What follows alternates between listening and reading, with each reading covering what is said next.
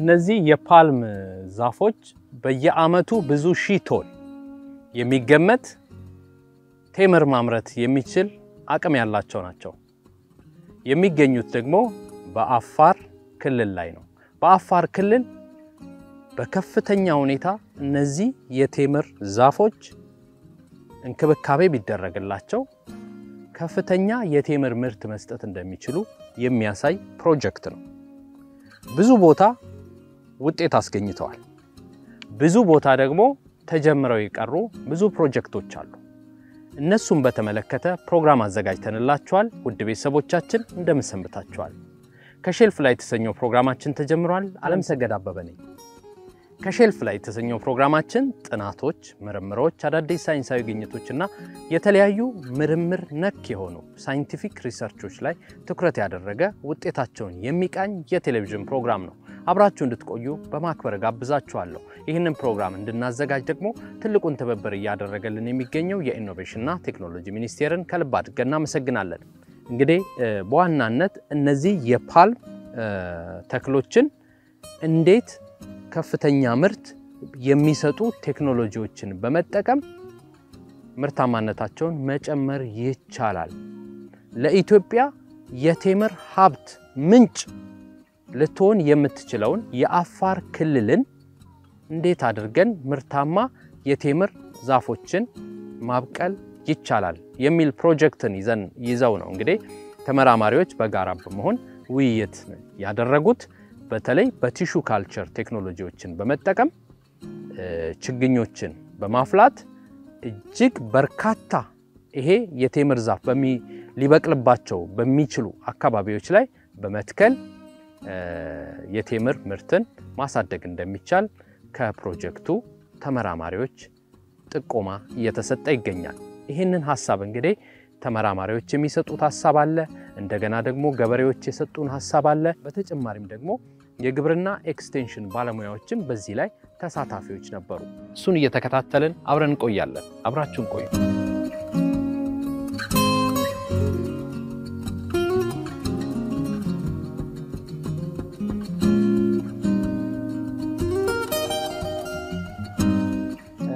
የቴምርን ኔቸር በወቅቱ አናቅም ነበር። ከስክራሽ ስለጀመር በዘር ነበር ኮሌክት ያደረግነው።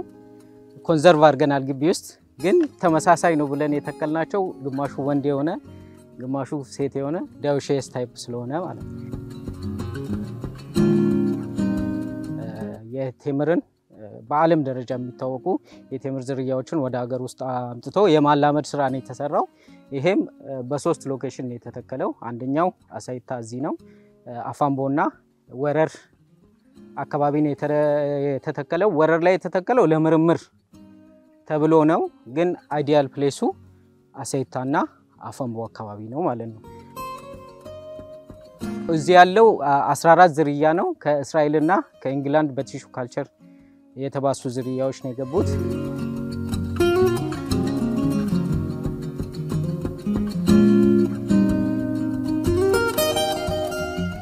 የቴምር ተክል በኢትዮጵያ ለረጅም ዘመናት የሚታወቅ ሲሆን በተለይም በአፋር፣ በድሬዳዋ፣ በሶማሌ፣ በጋምቤላና በቤኒሻንጉል ክልሎችና በሌሎች ቦታዎች በተፈጥሮና በሰው ሰራሽ መንገድ ለምቶ ይገኛል። ወደ 96707 ስኩዌር ኪሎ ሜትር ስፋት ያለው የአፋር ክልል ደግሞ ከአዋሽ ወንዝ ጋር ተደምሮ ለቴምር ልማት በጣም ተስማሚና የምቹ መልክዓ ምድር ባለቤት ነው። በመሆኑም ይህንን የክልሉን ተፈጥሯዊ እምቅ አቅም የተረዱ ባለሙያዎች ከዓመታት በፊት ከእስራኤልና ከእንግሊዝ ሀገር በቲሹ ካልቸር የተባዙ በርሄና ሜጁል የተባሉ የቴምር ዝርያዎችን በአፋር ክልል በተለይ በአፋምቦና በአሳይታ አካባቢ በመትከል በዝርያዎቹ ላይ ምርምር ሲያካሂዱ ቆይተዋል። ቴምር ብዙ ንጥረ ነገሮች የያዘ ሰብል ነው። ራሱን ችሎ ሙሉ ምግብ ተብሎ የሚገመት ሰብል ነው።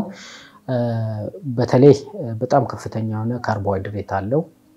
ሚነራሎች አሉት፣ ካልሲየም፣ ፖታሺየም፣ አይረን የመሳሰሉት አላቸው ቫይታሚን ቢ በብዛት አለው ስለዚህ ካርቦሃይድሬት አለው ስል በቀላሉ ሰዎች ከድካማቸው ወይም ከጾም ወይም ከስፖርታዊ እንቅስቃሴ ላይ ቶሎ የሆነ ከድካማቸው የሚያርፉበትና የሚያገግሙበት የሚሆን ካርቦሃይድሬት ነው ያዘው በተጨማሪ ደግሞ አሰሰር የሚባል ፋይበር ከፍተኛ አለው ይሄም ደግሞ ለሆድ ድርቀት በጣም የሚገላግል ሰብል ነው ካልሲየም አለው እንዳልኩ ሰዎች ብዙ ጊዜ በተፈጥሮ ነው በአደጋ የአጥንት ስብራትና መሳሳት ሊከሰትባቸው ይችላሉ ይሄን ቴምር በማርና በቅቤ በወተት አርጎ ተጠቅሞ ከአጥንት ስብራታቸው በቀላሉ የሚመለሱበት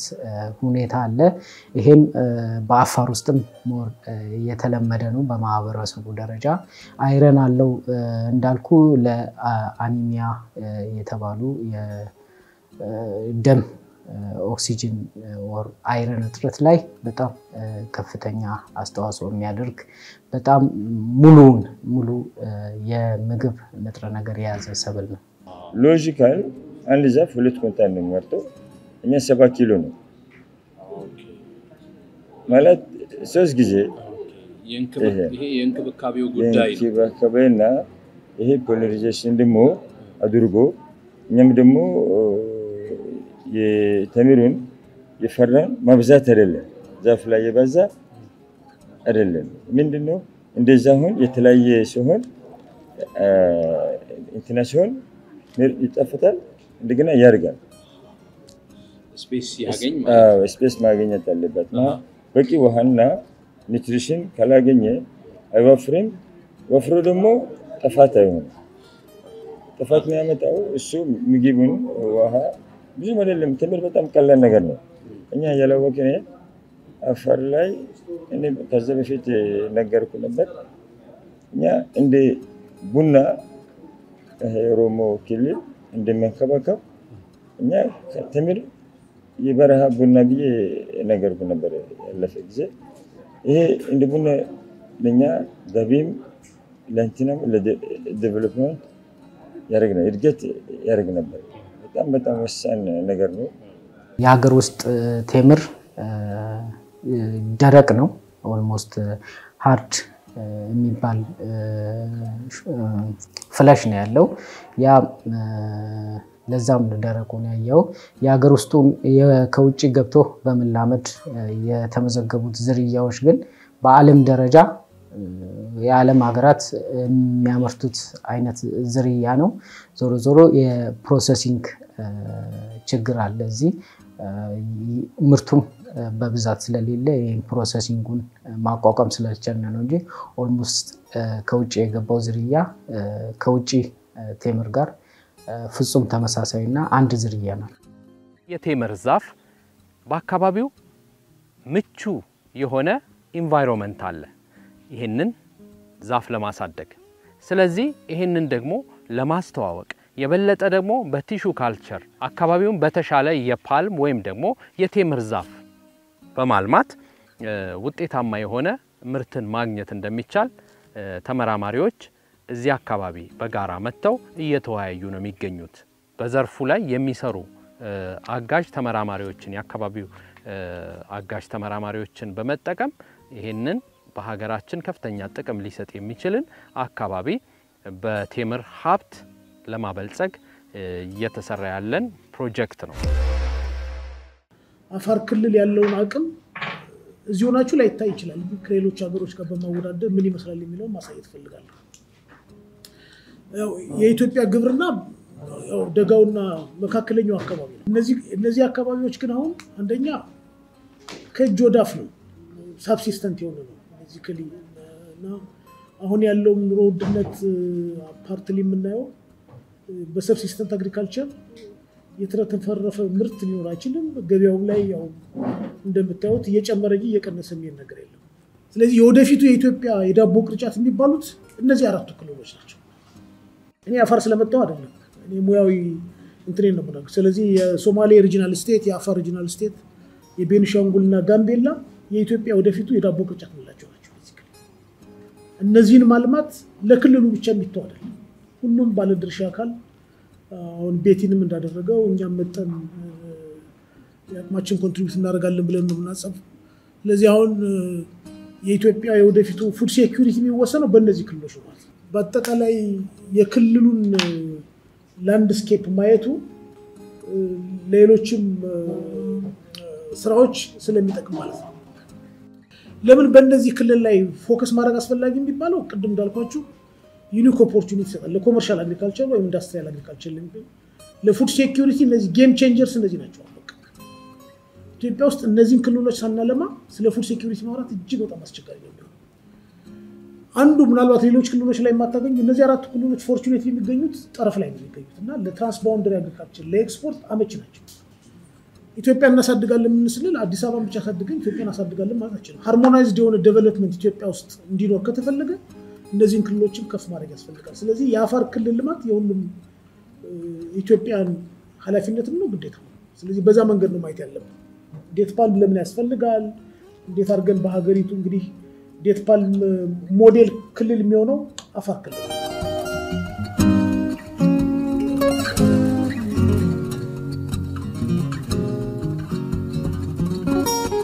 ስለ ቴምር ለመጀመሪያ ጊዜ ምርምር የጀመረው ወረር ግብርና ምርምር ማዕከል ነው።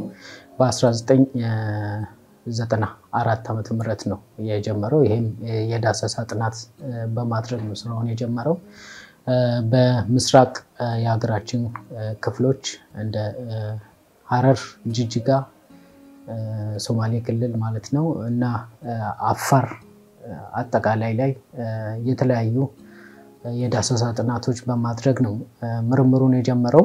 በመቀጠል የሀገር በቀል ዛፎችን አሰባስቦ በምርምር ማዕከል ውስጥ ኮንዘርቭ የማድረግ ስራ ተሰርቷል። በተጨማሪ እንግዲህ የቴምር ትልቁ ችግር የችግኝ ማባዛት ችግር ነው። ይሄም አንደኛው ችግር መቀረፍ የሚችለው በውፍረት ወል በተቀጽላ ዛፍ ነው። እዛም ላይ ምርምር አርገን አርቲፊሻል ኦክሲጅን በመጠቀም እንዴት በቀላሉ በኦፍሹት ማምረት እንደምንችል ጥናቶች አውጥተናል። በተጨማሪም የተባይ የዳሰሳ ጥናት አካሂደናል። በዚህም ወደ 11 የሚደርሱ የተባይ ስፔሺዎች በተለያዩ የቴምር አካል ላይ ግማሹ በግንድ ቅጠሉን እና ፍሬውን የሚያጠቁ የተለያዩ ዶክመንት አርገናል። አሁንም ደግሞ እነዚህን የሚያጠፉ የኬሚካል ስራም እየሰራን ያለንበት ሁኔታ አለ። የአርብቶ አደሩንም ከፊል አርብቶ አደሩን የቴምር ዕውቀትም ቤዝላይን ሰርቬይ አካሂደናል። በዚህም ዶክመንት አርገናል። ምን ወደፊት ምን መደረግ እንዳለበት የዕውቀት ጋፕ እንዳለባቸውም የሚያስረዳ ነውና ከዚህ ላይ በመነሳት እቅድ እያቀድን ያለነው። በተጨማሪ ቅድም እንዳልኩ ችግኝ ማባዛቱ ትልቅ ማነቆ ሆኖብን የቆየበት ሁኔታ አለ። አሁን እሱ እንግዲህ በዚህ ወርክሾፕ ኦልሞስት ወደፊት እንሄዳለን ብለን ተስፋ እናደርጋለን። በኢትዮጵያ የተለያዩ ሙቀታማ የሆኑ ከባቢ አየሮች አሉ። አፋር፣ ድሬዳዋ፣ ቤንሻንጉል ጉሙዝ፣ ሶማሊያ ይሄ ሁሉ ለቴምር በጣም ምቹ የሆነ ከባቢ አየር ነው። አፋር በተለይ ደግሞ የአዋሽ ወንዝን ተከትሎ ከ100 ዓመት በፊት ፕሮዳክሽን ተጀምሯል እና በጣም ሰፊ እርሻ ነው ያለው። ኒዱም አለ። ያው ችግር ያለው ቴምር ዙሪያ ላይ ከባድ የሆነ ያለው አስፋፍቶ ለመቀጠል የፕሮፓጌሽን በናቹራሊ ፕሮፓጌት የሚያደርግበት በሲድ እና በኦፍሹት ነው። በሲድ እና ኦፍሹት ደግሞ ፕሮፓጌት ለማድረግ ምርቱም ጥሩ አይደለም። ሰፋፊ እርሻ ማሳዎችንም ማካለል አይቻልም። ስለዚህ ቲሹ ካልቸር ወሳኝ መፍትሄ ነው የሚሆነው። በላቦራቶሪ በባዮቴክኖሎጂ መንገድ ተጠቅሎ የቴምርን ቲሹ ካልቸር ፕሮቶኮል ዴቨሎፕ ለማድረግ ሰፋፊ ማሳዎችን ከቨር ለማድረግ ሲድሊንጎችን ፕሮዲዩስ ማድረግ ይቻላል በቲሹ ካልቸር። ስፔሻሊ በአፋር ክልል ላይ የከፊል አርብቶ አደር ፍላጎቱ በጣም ከፍተኛ ነው። ይህም የሆነበት ምክንያቶች አሉት። እንደሚታወቀው ቴምር በጣም ተወዳጅና ተፈላጊ ሰብል ነው። ለዚህም ነው ከውጪ የተለያዩ ቫራይቲዎች አስገብተን አዳፕቴሽን ስንሰራ ነበር። ባለፉት 6 ዓመታት 2 ቫራይቲዎች እንደ ሀገር ለማስመዝገብ ችለናል። እነዚህ ቫራይቲዎች በጣም ነው የሚፈልጉት በኳሊቲም በይልድም ዓለም ላይ ባለው የቴምር ዝርያ ከሚባሉት ውስጥ ናቸው የሚመደቡት። እነዚህ ቫራይቲዎች በጣም ነው የሚፈልጉት። እነዚህ ቫራይቲዎች ለማድረስ ነው ፍላጎታቸውን ለማሟላት ባዮቴክ ያስፈልገው። ብዙ ቫራይቲዎች ዝርያዎች ከእስራኤል ሀገር መጥተው ተተክለዋል። 2 ሄክታር 3 ሄክታር ማሳዎች ላይ ተተክለዋል። እነዛ የተተከሉት ዝርያዎች በአመት አመት ምርት ሊሰጡ ሲገባቸው በየ2 አመቱ ነው። ምርቱም ደግሞ በጣም አነስተኛ ነው። የአፋር ክልል ዋናው የመስኖ ምንጭ የአዋሽ ወንዝ ነው። የአዋሽ ወንዝ ከኢትዮጵያ ደጋማ ቦታዎች ተነስቶ በበርካታ ገባር ወንዞቹን እየተመገበ የአፋር በረሃማ መሬቶችን በብዛት ያዳርሳል። ለአፋር ክልልም የቴምር ልማት አስተዋጽኦ ሰፊ ነው። የቴምር ልማት ማነቆች ምንድናቸው? ይሁንና ስራው ከተጀመረ በርካታ ዓመታትን ያስቆጠረ ቢሆንም የታየው ለውጥና እድገት ግን ብዙም የሚያረካ አይደለም። የወረር ግብርና ምርምር የፍራፍሬ ምርት ተመራማሪ እንደሚሉት በረሃይና ሜጁል የተባሉ ከፍተኛ ምርት የሚሰጡ ምርጥ ዝርያዎች በአፋምቦና ባሳይታ አካባቢ ተተክለው ወደ ስራ ቢገቡም ዝርያዎቹ አዲስ ከመሆናቸው ጋር ተያይዞ ከተተከሉ የቴምር ዛፎች ውስጥ የወንዴው ቁጥር ማነሱና ተክሉ በአንድ ዓመት በጣም ብዛት ያለው ምርት ሰጥቶ በሌላኛው ዓመት ምርቱ እንደሚቀንስ መረጃዎች ሰብስበዋል።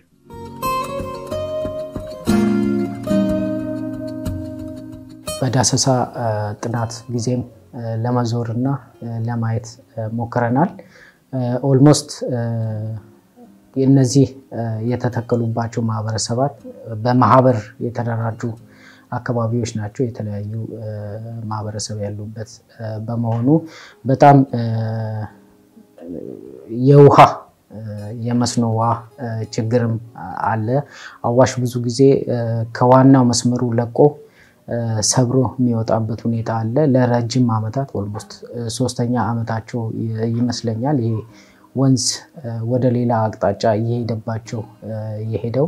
ይሄንን የክልሉ መንግስትና ሌሎች ባለድርሻ አካላት ሰፖርት አድርጓቸው ወንዙን ወደ መስመር በመመለስ የውሃ እጥረቱ በቀላሉ የሚያገኝ ከሆነ የማፈራበት ምንም ምክንያት የለምና የብዙ ጥረት ይፈልጋል። የአፋር ክልል በጣም ሰፋፊ ማሳዎች አሉ። በጣም ደግሞ ትልቁ አድቫንቴጅ አዋሽ ሪቨር በኢሪጌሽን መጠቀም ይቻላል እና የገበሬዎቹን ፍላጎት ስላለ ብዙ ከቨር ማድረግ እንችላለን ብዬ ነው ማሰብ።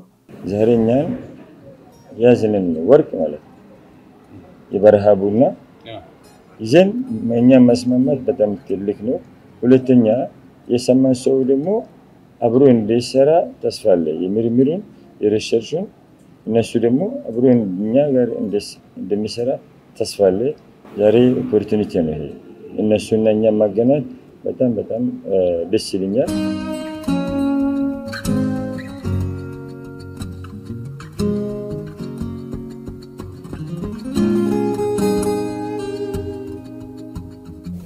የሌሎች ዓለም ተሞክሮ ያው በደንብ እየሰሩበት ነው ያለው። ቲሹ ካልቸርም ላይ የተለያዩ ኤክስፕላንቶችን ተጠቅመው ኦፍሹትም ኢንፍሎረሰንስ ከአበባም እየተጠቅመው ቲሹ ካልቸር ላይ በደንብ በሳውዲ አረቢያም በአሜሪካም ለገበሬዎች ዲስትሪቢዩት እያደረጉ ትልልቅ ማሳዎችን ከቨር አድርገው እንትን ብለዋል። ብዙ ሲድሊንጎችን ዲስትሪቢዩት በማድረግ ለገበሬው ተደራሽነቱን በማስፋት ያው ሲቸገርበት የነበረውን የፕሮፓጌሽን ሜተድ ኦፍሹት እና ሲድ በመጠቀም ምርት ያገኛ አይደለምና ሲድሊንጉ ተሻሽሎ በቲሹ ካልቸር ፕሮቶኮል ተሻሽሎ ሲድሊንጉ በብዛት በጣም በብዙ ነው የሚመረተውና እሱን ለገበሬዎች ሲሰጥ ያው ትልቅ ለውጥ ያመጣል ብለን ነው የምናስበው። ጥሩ ነው እንግዲህ ጥረት እያደረግን ነው በአቅማችን እኛም በመረመር የቫራይቲ የማስመዝገቡን ስራ ሰርተናል። ዞሮ ዞሮ ይሄንን አባስቶ ለተጠቃሚ ማድረስ ነበር እስከዛሬ ችግሩ የነበረው። ችግኝ እስካልተገኘ ድረስ ተደራሽነቱ በጣም ሊሚትድ ነው። ስለዚህ አሁን ባዮቴክም ከወልቂጤና ከመሳሰሉት ዩኒቨርሲቲዎች ጋር ከመልካሳ ግብርና ምርምር ባዮቴክ ዲፓርትመንትም ጋር በመሆን ቲሹ ካልቸሩን ኦፕቲማይዝ ያደረጉ ነው። ይሄ የሚሳካ ከሆነ እና ችግኙን በቀላሉ ማምረት ከተቻለ በቀላሉ አፋርን የቴምር አካባቢ ማድረግ ይቻላል። በተጨማሪም ደግሞ ሌሎች ፍላጎቶችም እየመጡ ነው። ኦሮሚያውም በከፍተኛ ደረጃ የቴምር ኢኒሺዬቲቭ የጀመረበት ክልል ነው። እነሱም እንዲሁ እየጠየቁን ነበር።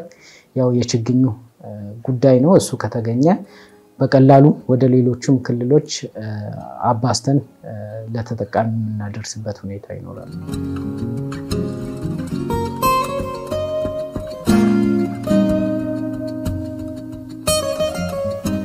በጣም ደስተኛ ናቸው። ያው በጣም ይፈልጉታል። ችግሩ እንዳልኩ የሲድሊንግ እጥረት ነውና ያው በኦፍሹት ቢጠቀሙ በሽታ ዋናው ፕላንት ዋናው እጽዋቱ ኦፍሹቱ የሚወሰድበት የግንጣዩ ቢወስዱ በሽታው እጽዋቱ በሽታ ካለበት ወደ ሌላው ጀነሬሽን የመተላለፍ እንትን አለው። በዚህ ላይ ደግሞ ኦፍሹቱ እነዚህ የሚጠቀሙት እነሱ ገበሬዎች የሚጠቀሙት አንዴ ፕላንቱ በላይፍ ታይሙ ፕሮዲዩስ የሚያደርገው ከ20 እስከ 30 ብቻ ነው። ይሄ ደግሞ ብዙ ሰፋፊ ማሳዎችን ከበር አያደርግለት። ስለዚህ ቲሹ ካልቸሩ በጣም ወሳኝ ነው። ማህበረሰቡ እንግዲህ በጣም ፍላጎቱ እንዳየነው ሁሉም በጣም ጥረት ያደርጋል። ስፔሻሊ ትላንትና ያየነው ቴምር ከልጅነቱ ጀምሮ ማህበረሰቡ ሲንከባከበው ነበር። በዛ የዛሬ 2002 ዓመተ ምህረት ሲተከል ገና ከ5 ዓመት በኋላ ፍሬ አገኛለሁ ሽጬ እጠቀማለሁ በማለት ለ4 ወር 5 ተከታታይ ዓመታት በተስፋ ብቻ ሲንከባከበው የነበረ ሰብል ነው። ፍላጎታቸው በጣም ከፍተኛ ነው። ኮሚትድም የሆነ ማህበረሰብ ስለሆነ ጥረታቸው በጣም የሚደነቅና ፍላጎታቸው ከፍተኛ መሆኑን የሚያሳይ ነው።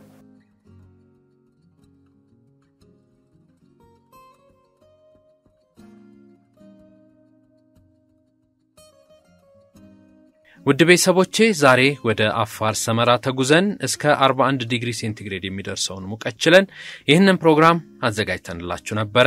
አብራችሁን ስለነበራችሁ እጅግ አድርገን እናመሰግናለን።